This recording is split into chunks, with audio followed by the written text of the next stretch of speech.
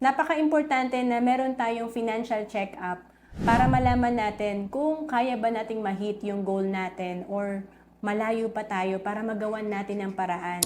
Halimbawa, dito sa mga sample natin, may target kang retirement fund na 5 million, healthcare fund, of course, education para sa mga anak, para makapag-retire na rin yung wife mo or spouse, masuportahan mo yung aging parents mo, makapag-support sa church, charity, and of course, yung mga gusto nating car, house. Ang dami nating goal, kaya lang din natin nililista. Kaya hindi rin natin na-achieve yung gusto natin. Mag-focus tayo sa retirement fund na 5 million. Alam mo bang para ma-hit mo ito, kailangan mo mag-save ng 20,000 per month kung naglalagay ka sa 4%.